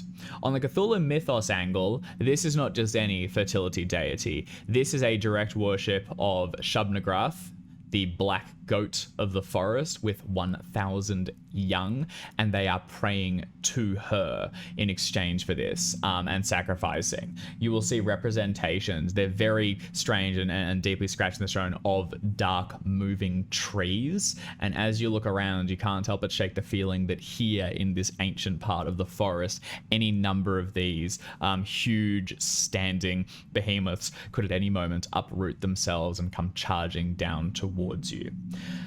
One last thing, given as an extreme and given your previous knowledge, is that the Migo worship Shubnagrath. It is one of their principal deities, for lack of a better word. but they do not seem to be closely tied to this ritual here. There is a split somewhere. Perhaps one introduced the other, perhaps they worked in tandem for a time and then went separate ways, but you do not see any markings here of Migo presence. Huh. They're trying to get their altar back. Maybe? Yeah, that's really interesting. There appears to be there's a parallel. You also remember what Dr. Perry said about there have been no more deaths since the storm, since that night that you all fled, and Agnes saying that something is building. This agreement requires regular sacrifice, and it appears as though it has been dry for some time. I would share the information with the others first of all, and we find Joe, and I suppose we find if he's found the continuation. You're all just in the next. Yeah, I came over and I'm like, nah, nothing. And then they would have gotten the boot prints everywhere. Yeah, people have been wandering around here for fucking aeons. Is pointless, but that is interesting. Yeah. Sacrifice soon, but was it animals or human? Gotta be human, right? Yeah. No animal could fulfill the requirements. All right. So, blowing it up? It sounds like. Yeah. Well, wait a minute. It sounds like they don't need to do the sacrifice here. This is just where they choose to do it. So, blowing it up, maybe not that useful at the end of the day. Then why have they been creeping around her property or coming to see you and trying to get stuff from her? The other thing is, if it's not linked to the Migo necessarily, I wonder if there's two factions at work here, and maybe we can not necessarily ally ourselves with one of them because, you know, best case scenario, weird human sacrifice, and alien monster worshipping. But what we might be able to do is we might be able to cross off a few enemies. Yeah, use them against each other. Blaine and the sheriff. I mean, the deputy. I'm just completely reevaluating everything here. I'm wondering if the sheriff is this. So the deputy is this part of this cult in Cobb's Corners that's been running for all this time. Yeah, and they've been working, and then the Migo come in and try to take a slice of their pie. Is that what you're saying? Well, the Migo come in and start doing stuff, and that's why you have, you know, Blaine and the deputy talking to each other, kind of sounding each other out, being, hey, we're sort of aligned here, but also we're sort of not. Well, we were aligned at some point. Well, the that which we worship was aligned at some point, are not now, are not here. Should they be? Maybe. And maybe the Migo are see this place as somewhere where they've already had worship, maybe in the past, or where it's right for worship, or somewhere that's taken the first steps for what they need, and they're trying to get a piece of the pie, like Chaz said. Maybe they're not aligned. Listen, we've dug deep into the various avenues here. There's no obvious leads that we have yet to go up on. We might be able to find some more diving into a few obscure locations. Maybe we go into the journalist's house and try and track some stuff down, or we go and try and track down that car, maybe. But I also feel like maybe we want to... Or deputy. Yeah, maybe we want to call the deputy, and instead of ambushing him, maybe we want to chat. Set up a time, set up a place where we can speak to him. Chaz, these guys knew you were part of this mission, right? Like, of course the deputy's going to be hostile to you if, you know, if he thought you were with Blaine. Right. You know, if he saw you and looked at you and thought, oh, these college students are the ones coming in and doing all this shit with Amigo, maybe they... Because Blaine was... They just assumed. Which side was Blaine on again? He was with the... Migo. Well, he was with the Migo? Not necessarily. He was with people who were with the Migo. And maybe we talk to Trent, because it sounds like Trent didn't necessarily have any kind of association. He hasn't mentioned anyone from Cobb's Corners. He's just mentioned the Migo operations in the area. Ooh. I think we're looking at two factions. I think we're looking at old witchcraft that is also sketch and killing people, but Maybe not me, Ghost. I reckon they're looking at a place they see as, I don't know, magically fertile, and are trying to get in on it. And there's an existing cult here, and maybe the existing cult doesn't want him around any more than we do. I reckon we place a call to the deputy, and we say something like, Blaine was our enemy. Whatever Blaine was involved in hurt our friends, and we think you might be against it too. And if you are, we don't want to see that shit that's happening up in the mountains. We don't want to see that come into your town any more than you do. What if we're wrong about that? Well, then we fucking ambush him and yeah, then he comes to us heavy and we respond heavy, and then we go up into the mountains and we head in. This is the tipping point. Yeah. Like if we can get help from oh god, I hate this. Oh, if we can get help from the altar sacrifice people. Ooh, or just say, listen, go away for a while, just cool it. And we're not chasing false leads, because what we don't want to be doing is, and basically what we were doing is running after altars thinking that it's to do with the Migo when it might not necessarily be. The last thing we want is to try and attack the Migo based on information we found out against a different faction, try and exploit a weakness that isn't there. Yeah, maybe, I guess they're trying to, the whole human sacrifice thing is they're going to try and get in on whatever this cult's been doing, make the sacrifice at harvest time instead of this cult. Dave, does this, can we do something like, often, having played a lot of RPGs, I know that sometimes, especially in Call of Cthulhu, you can get a thread and you can talk yourself into a loop that is completely off base. We as players aren't in that situation. Is there a role that we can make that is like, this is worth pursuing effectively? Yeah. I mean, Johnny, that's kind of the idea role, yeah. I tell you what, I mean, rather than doing, yes, you can make an idea roll to kind of get a clue in general, like, hey, we don't, what's something that we could have in pursuit that we could do next. You can do that. I'm not going to tie that to just saying, are you on track or not? Because then if you fail it, like, you might still be going down. Yeah. This isn't empty. There's tons of road ahead of you where you're going. Yeah. I'm not confirming that you've got everything right, but adventure will be had down this path. Oh, travelers. Okay. All right. Well, you can make an idea roll as well, though, if you wanted to, like. Maybe if we line up the things that we could do from here, and then do an idea roll to see maybe which path to take out of the, which path on the road. We know which we can trust our idea and still kind of.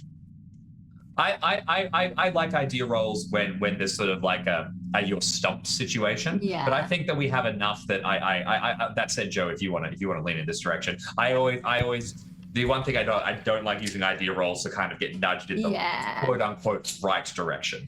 I wouldn't do it right direction. It'd just be possible some threads that you haven't picked up. Yeah. Could go back for. We sort of are asked at that point then, could we do an idea roll? Is there something we've missed? Is there a thread? Yeah, did we miss one of the paths in this pathy path? May I make that check unless do it. Joe Chaz? I flip through my notebook and make sure. Go for it, Jim. It's a fail. Get stuffed. No. We're going. Let's get a hold. We know what we're doing. We're certain we've got it. It's all good. Let's get a hold of this deputy. The fun thing is, I can't wait till Sebastian hears about what Bellweather bloody showed me, because I think his family were the ones sacrificing them. Yeah, that's probably a pretty good guess. Oh. I think Bellweather was the one who saved him. So shall we head back to the farmhouse? And then shall we intend to place a call to the deputy? All right, but we got to set up the ambush first if it goes south, right? When's harvest? How far away are we? So in theory, tomorrow evening, night, fuck. That's when the festival kicks off. That's the event, and then it runs through the weekend. Tomorrow is Friday, so it's like after school tomorrow, then through the weekend. Do we drop back into? What are you doing? Do we drop back into Agnes's and ask her about our altar? It's probably getting later as well in the day, so you'll need to pick your timing. All right, She's yeah, kind let's of not given drop back us- in. Yeah, she's Yeah, kind you of can given have us the some. information we need. Yeah, let's go back to the farmhouse, set up a meeting, call the deputy. Yeah. Do we want to do that in town? Is in town on the way back to the farmhouse? No, I think they're in between. But the question is, do we want to try and meet the sheriff? Like The deputy. the deputy. I keep saying sheriff. Do we want to meet the deputy in town, like try and get him around a bunch of people, or do we want to meet him outside of town? Outside of town. I reckon outside of town, Reckon because outside. if things go bad, they can go If we're bad. wrong, we're going to be really wrong, and they're going to go bad really fast. Yeah. And I reckon that we can maybe get some mercenary reinforcement here. Place a radio call that says, hey, we're going into a meeting that might get heavy. We want you guys stationed in the trees a bit away. If you start hearing gunshots, get the hell out. That's how I do it. Yeah. And we can also mention the human sacrifice stuff and get them at least get some people down here as well, in case they do make another attempt at the altar. And then as well as in town, we know now we don't know, but we've got a pretty good suspicion of where this is leading at harvest time. So at least we've got another spot that we can get them looking at. Yeah. All right. Back up to. Does Agnes have a car at all? No. Okay. As you're I have a gearing up, broomstick. yeah, Yeah. walking Not chicken bad. hut. Yeah. As you're gearing up to turn and leave, Katie, you go back to like gather your notes, and you'll find Beltane, Agnes's cat, has hopped up onto the altar, is seated on your notebook, and is staring down at the three of you. It's the Migo that we're after, lady. That's who we're after. Yeah. If everyone in the town is really on board with this, consenting adults and all that. I hate it. I won't pretend I don't hate it, but we're after the Migo. The cat You're both talking to a cat. turns in a small circle, and hops down, and begins to head back down the path towards Bellweather's cottage. I begrudgingly follow it, Yeah. but not because we're following it, but because we were going that way. Going anyway. Going that way anyway. All right. Okay. We're not going to go a Frickin' cat. different route just because this cat's there. Yeah, Ugh. you're a troll us. You're not Yeah. a real man. Awesome. You guys make your way back through, and by the time you breach the trees and re-emerge at Bellweather's property, it'd be heading towards dusk. It'd be 6 p.m. or so. Sun will set in the next hour. If you head back to the McLaren farmhouse, you arrive just before sunset. All right. Yeah. Okay. That sounds good. Head down, hop into the car, and begin to drive back. Just one real quick thing. We don't get to the farmhouse, and as we're walking past, the cat is like scratching at the door, being like, "Go inside! No. Something terrible has happened." No. It seems to Okay, again just be continuing that like sort of watching you while you're on the property sort of thing. You get down towards the car and hop in, and begin to drive out. And as the sun sets, it's that sort of like bathed in amber orange hues all across the region and the fall trees. You drive back towards the McLaren farmhouse, lower the bridge, and you are back before the others still. And you can park the car and begin whatever plan you have. Call the deputy. Okay. Well, Okay. Let's we set up the ambush first, right? Yeah, We gotta let's- make sure it's on our turf. First of all, let's update the team with what we've found. So we let Seth know, we let the team know in general our thoughts and our suspicions. Second, we try to set up the ambush, see how we go with that. If that works or not, we can make another decision. And then we call the sheriff, I guess. Deputy.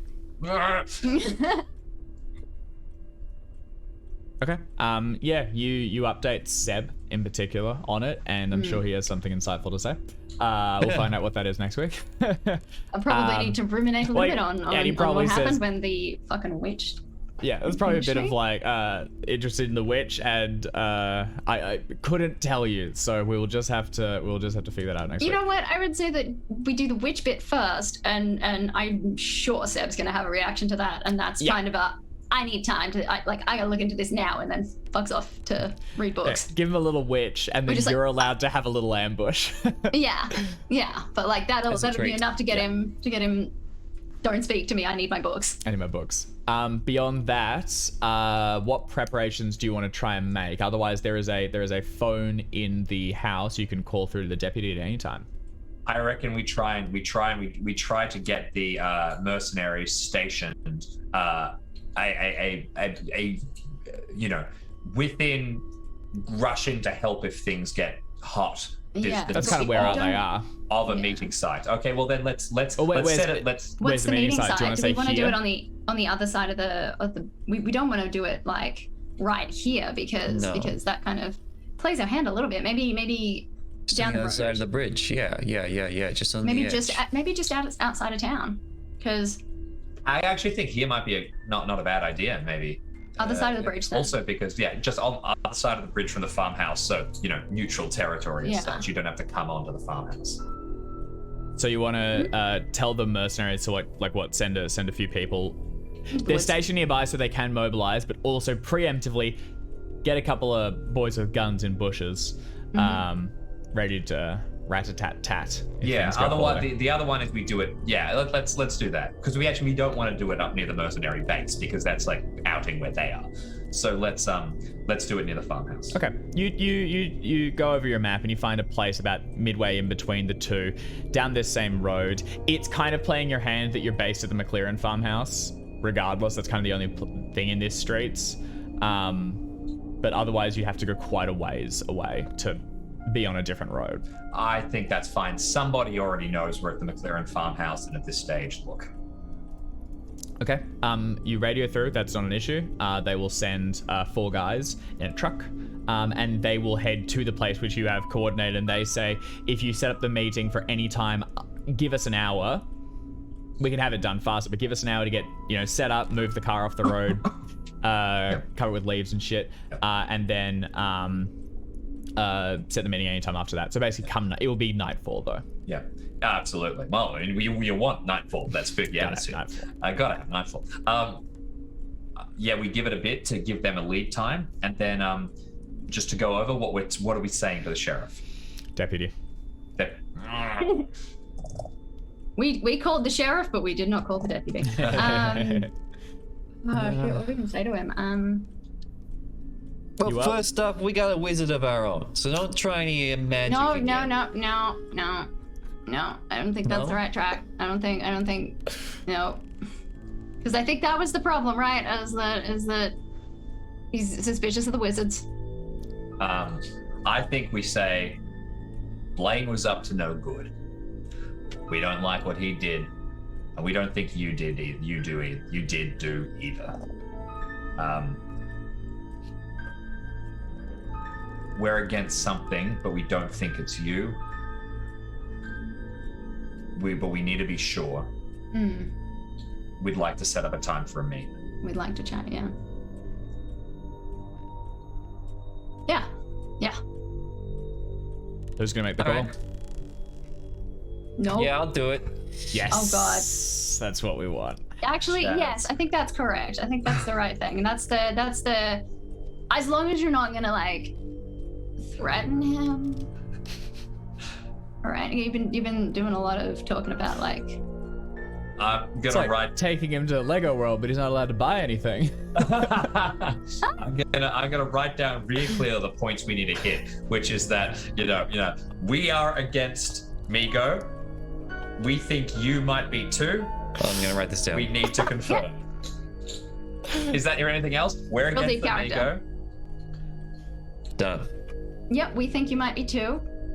Yeah. We really would like to talk to you about it. Yeah.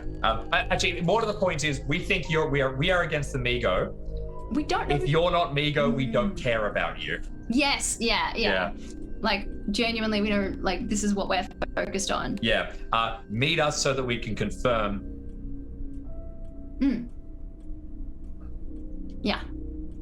I'll be honest. Didn't think anyone was gonna let Chaz do it. Let's do it. I think baby. he's the perfect person to do it. One more time. We are against the Migo. We're against the Migo. If you're not Migo, we don't give a shit about you. But when the implication there is but if you are, we do.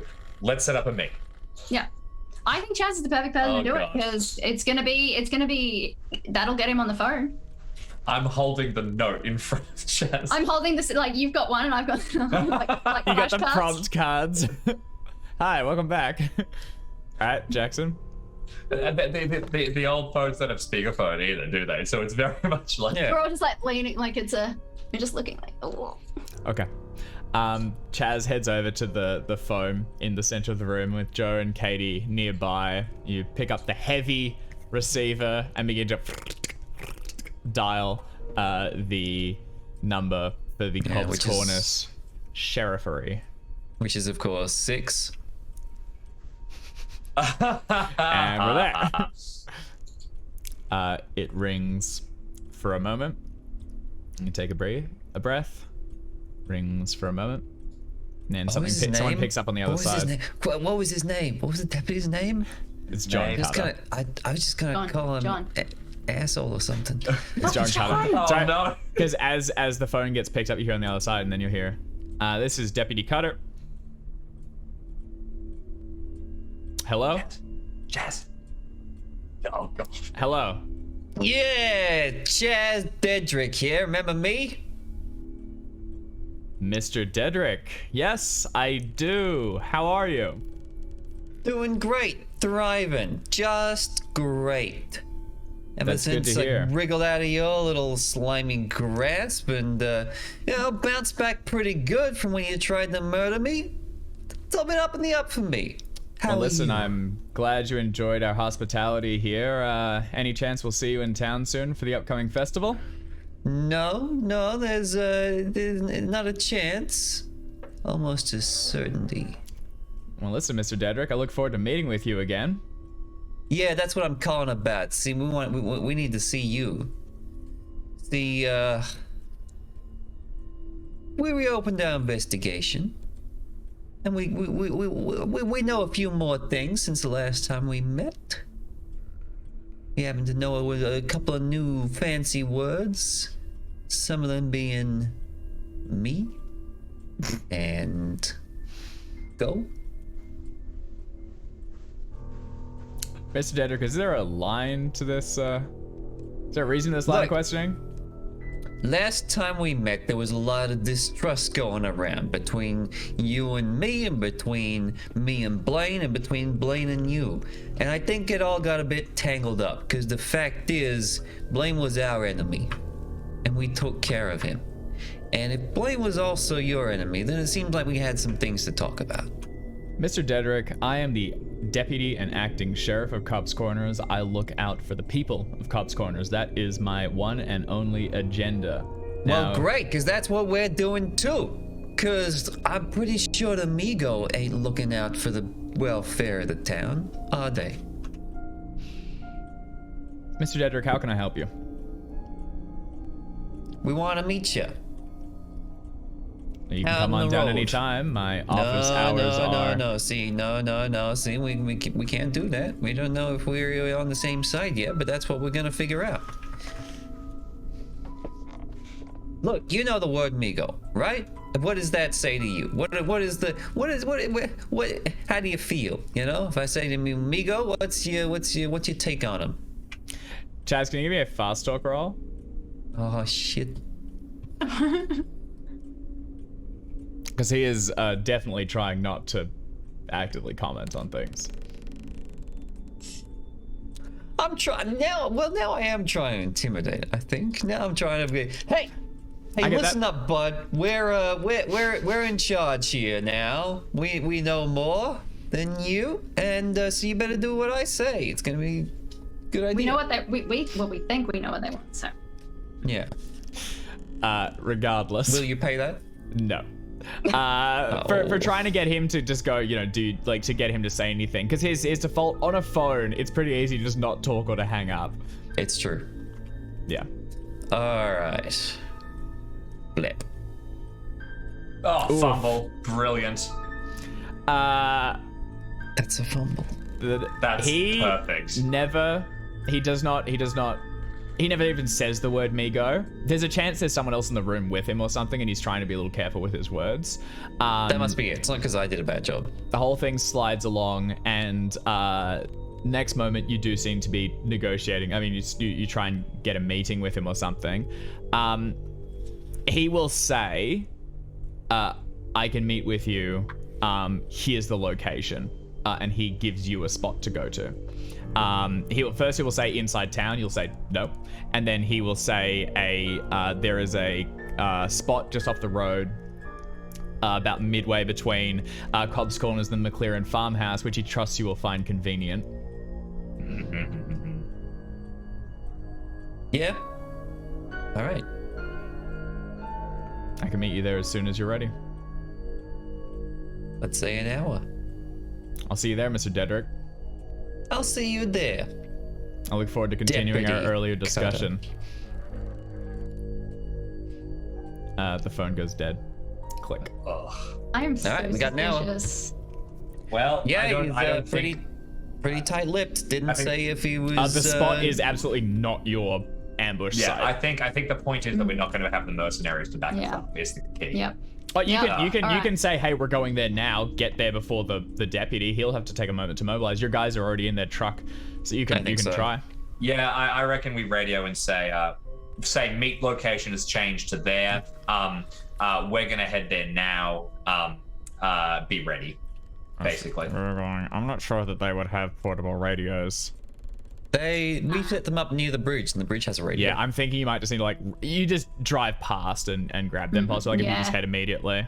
Yeah, I'm just thinking. yeah, Actually, I no, think- you guys have got like the cutting edge Federated Oil and Chemical tech. No, we had a radio in the house, and there was a radio near the bridge. And there's also, I mean, they've got portable radios in at the Mountains of Madness. Yeah. So it's definitely around to the 30s. I think it's fine, and for the sake of convenience here, it's totally within it. You know, they're a bit spotty, so they go out when spooky stuff happens. You radio across to Nice. the team, and they immediately will start to head over, planning to set up. They will need the full hour, but they're going to go immediately, and they're going to say if you get there at all, try and stall a bit, basically, just so they can make sure that they're in position, because they're going to have to park the car. They don't have time to like hide the car. So they're going to park a little bit away and then hike over to your meeting point and then look down on it from a vantage point or something that they'll need to scout. Okay. All right, let's head down there ourselves right now. Come on. Who's going? All of it. All of us, and depending on when this session ends, Seb too. Seb too. Seb will come with you. Yeah. Cool. We'll pick it up in the car and yeah. Yeah. Okay. All right. You get the automobile and begin to drive out down the tracks. The sun is set at this point, and the beams of the car pick up the trees in the distance, throwing strange shadows Before we across get the to road. him though, I wouldn't mind being dropped a little bit outside the meetup point. Yep. And I want to get a look at his car if I can, if he's out of it and waiting at the point, or even, yeah, like I would love to get a look at his car before separately to the meeting. And I don't think all of us going in at the same time is a great idea necessarily. All right. Because if he spots the soldiers in the trees and is like, nah, fuck off, I still want to get a look at his car. So Yeah. Awesome. Okay. I want to know if it was him. You get pulled. You get dropped off a little bit early. His car hasn't arrived yet. You think you've gotten here first. Yeah, I'm going to go down so I can come up behind him. Begin to move down. Then Chaz and Katie, you just drive the car directly right up to the meeting point, and then it'll be just a little bit off the road. So you'll park it on the side and then bush bash a little bit. I'm speaking for Seb here. This might have been a circumstance in which we get buffed up by magic, but I don't want to. Obviously, that'll be. I'll factor that in. Yep. I'll factor that You'll in. have some time before he arrives, I guess, before in the car. Yeah, we can figure that.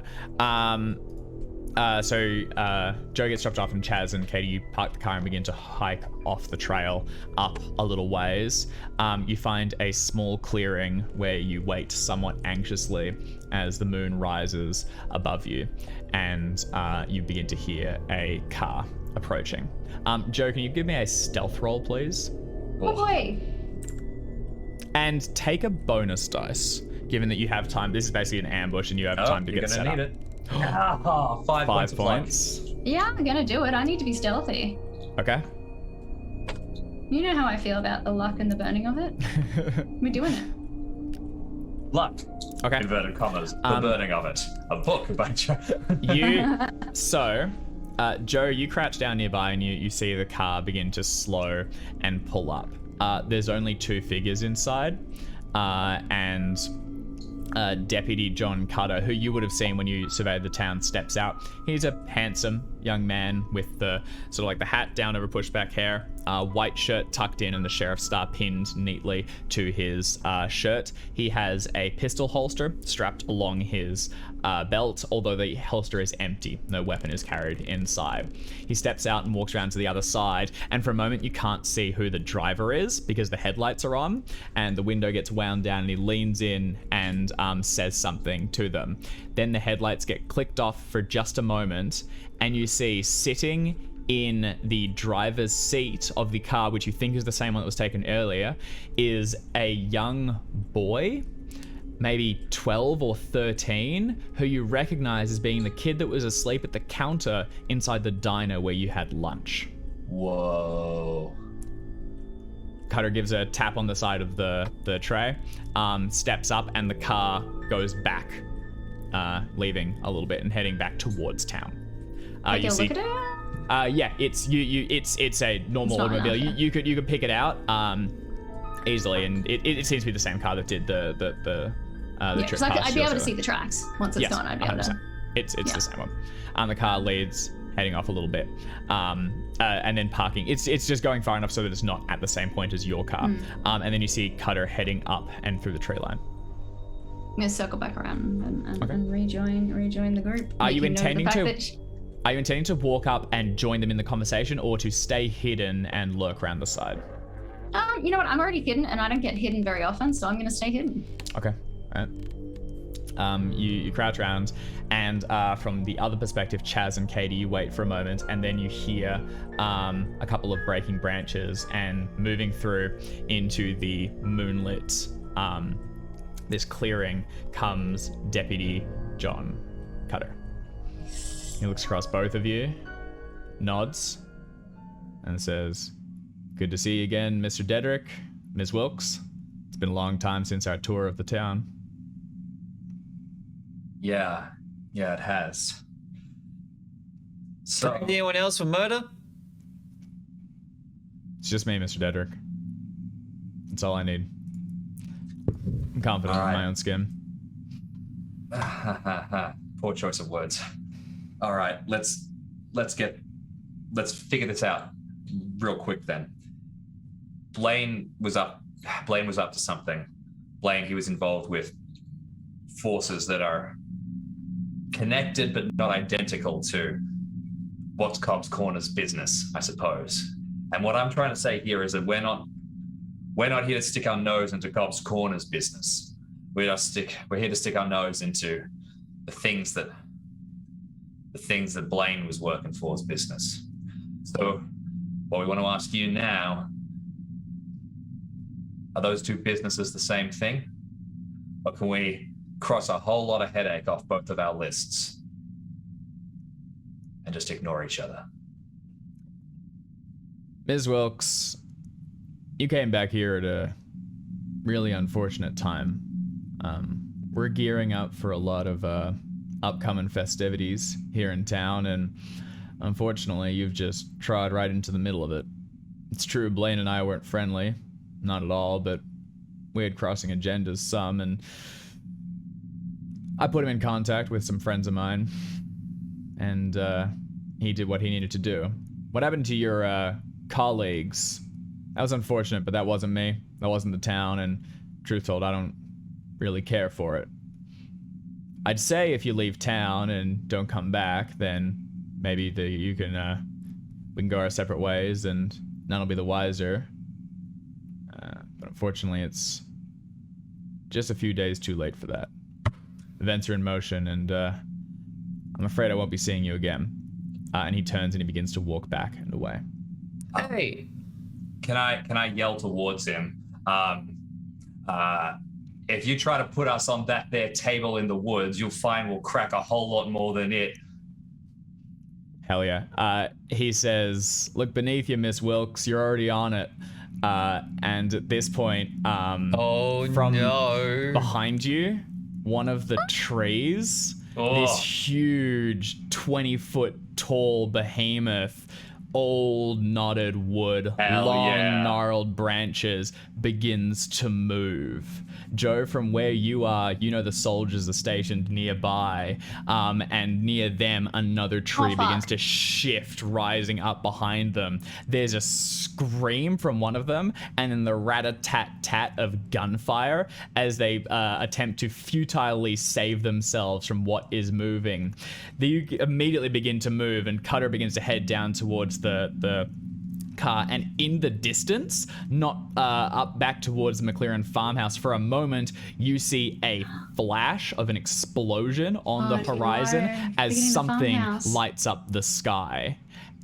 And that Oh, is hell where yeah. we are going to leave the session, Oh, as everything kicks off. Hell yeah. Hell yeah. All right, Sounds Joe, good. you are still hidden. Fantastic. So there might be something you can do. Chaz and Katie, the deputy's not walked far. There's the small matter of the Dark Young moving itself right behind you. Sebastian might but- be with me, so Yeah, which would make sense. perfect. All right, we'll leave it there and we'll pick it up next week. Thank you all Oh, for no. playing. Thank you everyone else so much for watching. We'll be back next week with Art joining us to pick back up. We'll see you all then. Phenomenal. Oh, what Hubba, hubba. an epic conclusion. See you soon. Bye. Uh,